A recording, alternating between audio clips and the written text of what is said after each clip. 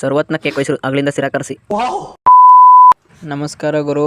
ಹೊಲ್ದ ಹತ್ರ ಬಂದು ಮಧ್ಯಾಹ್ನ ಒಂದು ಸ್ವಲ್ಪ ಬಡಮೇಕ ಕ್ಲೀನ್ ಮಾಡ್ಬೇಕಂತ ಹೇಳಿ ಅದೆಲ್ಲ ಕ್ಲೀನ್ ಮಾಡಾಕ್ಬಿಟ್ಟು ಅಲ್ಲಿಂದ ಸೀನಾ ಮನೆ ಹತ್ರ ಬಂದು ನಮಗೆ ಗೊತ್ತಿಲ್ದಂಗೆ ಐಸ್ ಕ್ರೀಮ್ ತಿಂತಿದೀವಿ ನಾವು. ಗೊತ್ತಾದ್ರೆ ಮಾತ್ರ ಗೋಯಿಂದ. ಇದಕ್ಕೆ 10 ರೂಪಾಯಿನ ತಗೊಂಡೇವ್ರೆ. ಐಸ್ ಕ್ರೀಮ್ ನೋಡ್ರಿ ಅರ್ಧ ಅವರೇ ತಿನ್ಕೊಂಡು ಕೊಟ್ಟಿರ್ತಾರೆ. ಇಷ್ಟಕ್ಕೆ 10 ರೂಪಾಯಿ ಅಂತೆ. ಆಗ್ಲೇಕ 5 ರೂಪಾಯಿ ಕೊಟ್ಟರೆ ಕೊಡ್ತಾರೆ.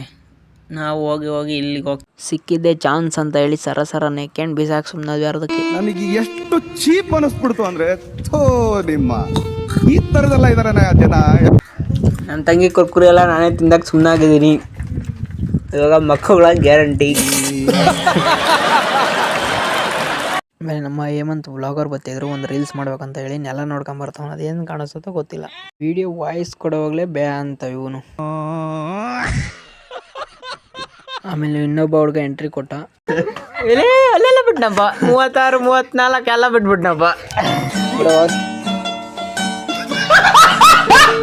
ಆಮೇಲೆ ಒಂದು ಫನ್ನಿ ರೀಲ್ ಮಾಡಿವಿ ನೋಡ್ರಿ.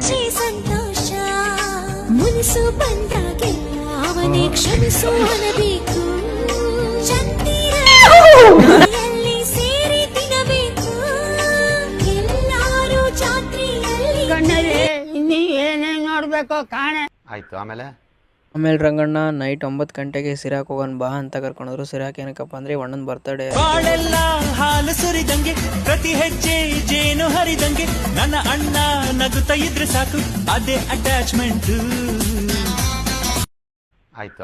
ಆಮೇಲೆ ಇನ್ನೇನು ತೂಗುಡ್ಸ್ಕೊಂಡು ಊರಿಗೆ ಬಂದ್ಬಿಟ್ವಿ ಅಷ್ಟೇ. ಇವತ್ತಿನ ಕತೆ ಎಷ್ಟು, ನಾಳೆ ಸಿಗೋಣ.